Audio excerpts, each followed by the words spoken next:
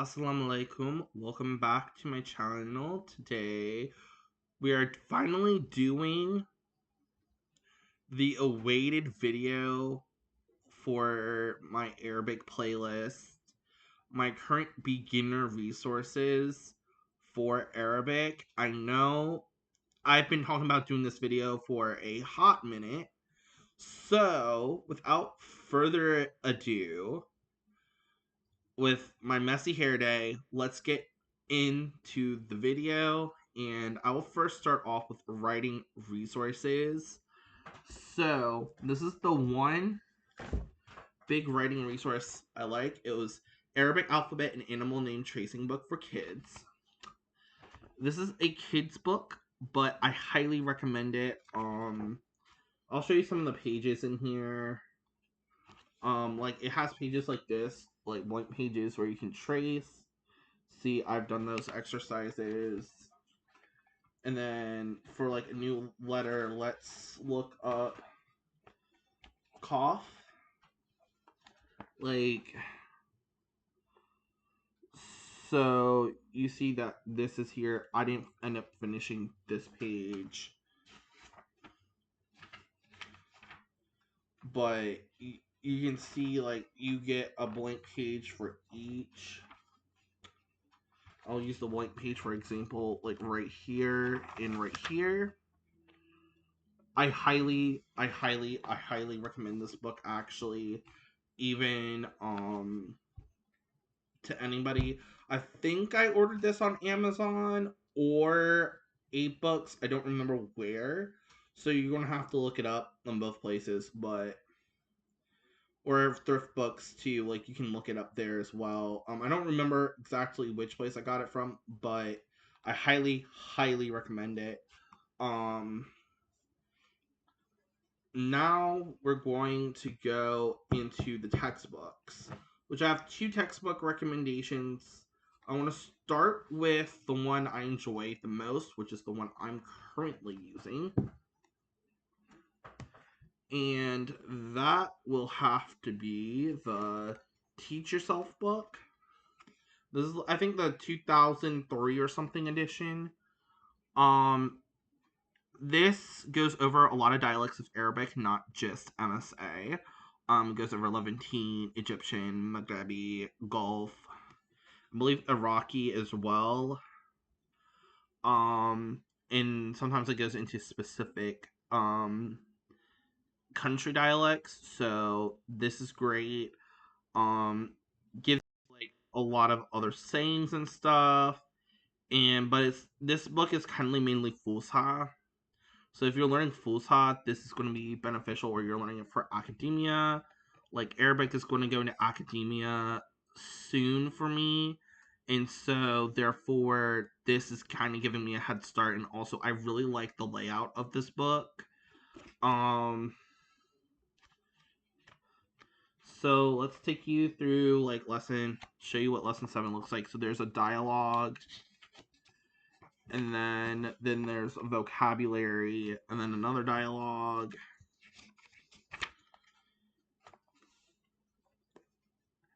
And there's more here, and there's like a grammar thing like right here.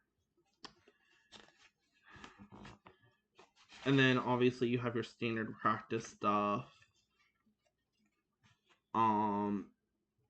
Where they talk about tenses and stuff. And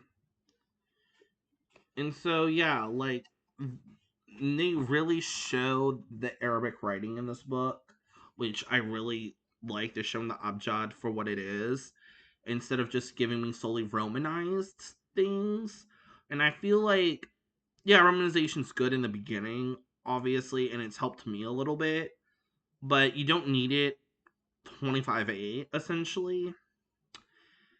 And so that's why I really love this book because it has me reading Arabic a lot better, and I've noticed my reading has improved a little bit since the last time I've tried to read something. So straight improvement right now. And it looks like it's explaining the grammar pretty well. So I really enjoy this book, and I was working through it today at the time of recording this video, just before pre-filming this. So yeah, I highly recommend this book to beginners, especially. I feel like this book will maybe get me to through A2, but it really just depends. It says learn to speak quickly, understand and write Arabic, progress quickly beyond the basics, explore the language in depth, and I feel like it really does meet that. I really love the Teach Yourself series. Like I mentioned, I think I mentioned it for Swahili as well, that I love Teach Yourself, and I really love Teach Yourself for Arabic. I highly, highly, highly recommend this book. That's at least my personal learning style. And then we're going to go talk about the other book I was not a huge fan of, and I did attempt to go through this book, Living Language. I think I talked about it in my Living Language video, but this is the only Living Language book I did not like. It was good for Spanish, it's good for Russian and Italian, which I'm working through now. Spanish, it was good. Portuguese, but this for Arabia, um, I'm not a fan, and I want to tell you why. Um, like in some lessons, like for example, in this one, like in lesson 10, it goes through the script in the dialogue, which is great, right? And then they have the romanized and then the regular, right?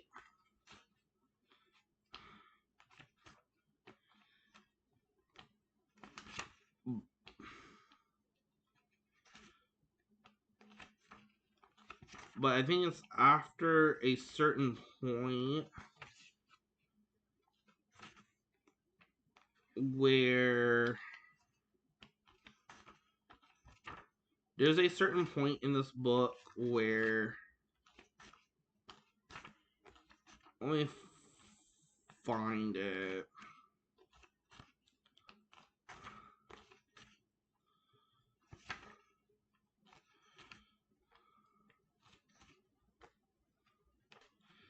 Yeah, at lesson 16, they start giving just the romanized. It's just romanized,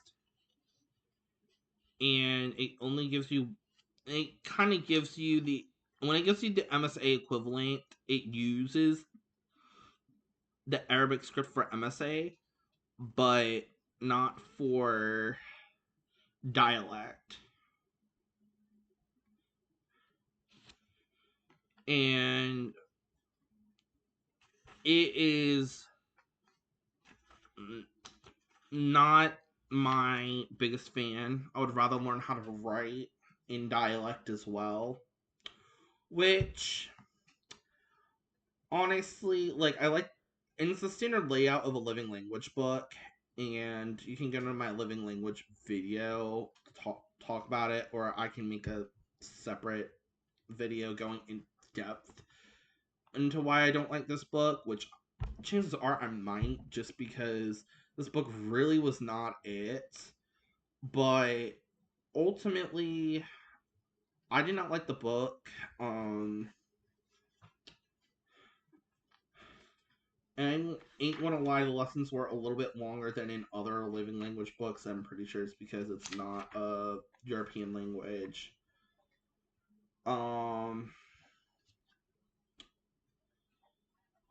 And then I'm like going through, looking through this right now, and I knew I couldn't continue to use this book after maybe like I get midway through A1, which is really sad.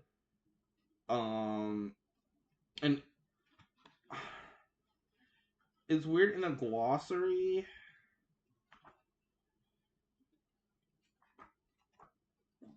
Like when they put it in Lebanese, Iraqi, or Misri, like it literally straight up shows the Romanized.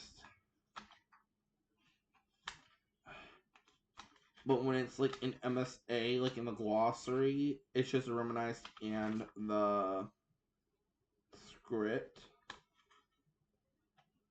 which is kind of throwing me off a little bit. So this was not the book at all. And so I don't recommend this book unless you are more in favor of the Romanized. So yeah, and I've probably decided that I've explained it pretty well enough. I don't need to do another video. But if you really want me to do a video specifically on this book, I'll do it. And the last thing I want to talk about is my notebook. I kept a notebook. This has been my favorite resource of all. Um, and I did do my iTalki notes, living language, and teach yourself notes in here, and also word builders. And I think it did maybe some journals in here, but I'm not sure. Because I don't remember. But I've been using this notebook since I started with like Audible lessons, probably January maybe of last year. Um, I know I wasn't using a notebook in December, so it was probably January at some point. Um, January last year was a shit show for me, so I don't really remember when I started this book, but this notebook has been a lifesaver. I recommend italki lessons because for non-Roman scripted languages especially, um, because you need the reinforcement because there is a whole different alphabet system, a whole different pronunciation system, and I luckily had a background with Hebrew, so I wasn't worried, and I had a background with Turkish previously, so I wasn't really worried. I think I was more worried about my handwriting. My handwriting's been improving over time, so I'm not worrying too much about it. But I did use Duolingo. I do not recommend the Duolingo course because it's kind of just repetitive. Um, but yeah, like I recommend looking up YouTube videos for the specific dialect you're learning. Like I'm was specifically working on Levantine, specifically Palestinian Arabic. So obviously that's where I was geared towards. Um and also I will have a practice video on my Instagram, which will be linked in the description box below, of me speaking Arabic, and it will be uploaded by the time this video is up. Um, so I recommend doing a bunch of different practice methods with your resources, and not don't stick to one resource when it comes to Arabic, especially because one resource could give you only MSA and the other could give you only dialect or split or various dialects that are similar to the country's dialect that you are learning. So if you're learning like Palestinian, they're probably going to give you like Urduni, Lebanese, Suri, or Misri, like, or there could be a combined of different dialects, like in both textbooks that I just featured. So don't stick to solely one textbook or one resource when it comes to Arabic. That is literally my best advice.